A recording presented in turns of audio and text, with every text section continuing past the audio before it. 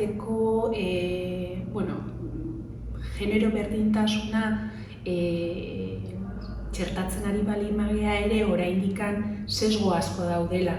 Bai pertsona bakoitzean, bai osasun profesionaletan, bai adibidez gaixotasun batzuk gehiago lotzen ditugu sexu batekin bestearekin baino.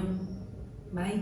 Eta hortik hasita orduan, bai pertsona bakoitzetik, bai osasun profesionaletatik ikusten dena da, edo guk ikertu duguna da, sexuaren arabera diagnostiko bakoitzean desberdintasunak egon daitezkeen hospitalizazio urgente bat edukitzeko edo hospitalizazio programatu bat edukitzeko. Bai?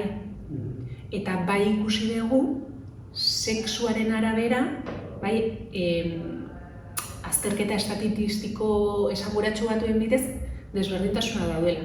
Emakumeek zenbait diagnostikoen aurrean aukera estatistikoki esanguratsuak dituztela urgenteki hospitalizatuak izateko, eta gizasemek ere aldi berean estatistikoki esanguratsuak diren aukerak dituztela beste diagnosi batzuetan urgenteki hospitalizatuak izateko. Faktoren artean anitz daudela uste dugu, batetikan konstrukto soziala, emakume eta gizonen inguruan dagoen konstrukto soziala. Bestetikan gero lan ezberdintasunak, arriskurako edo hartzen diren neurriak bai edo ez, bestetik osasun profesionalak beroiek ditugun sesgoak, gaixotasun bat genero bati edo besteari egokitzerako momentuan, diagnostiko egiterako garaian sintoma konkretu batzuetatik ateratzen baldin bazea, beti ere diagnostiko hori jasotzea atzeratzen da, dosifikazio aldetikan, emakumeak eta gizonak ez gera berdinak, farmakozinetika, farmakodinamika kontutan hartu beharko lirateke, faktoreak anitzak dira.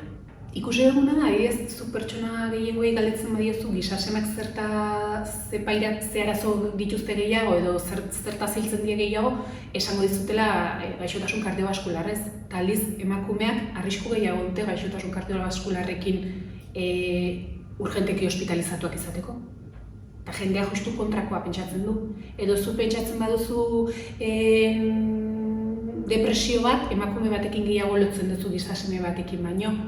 Orduan gizasemeak arrisku gehiago du infradiagnostikatu izateko.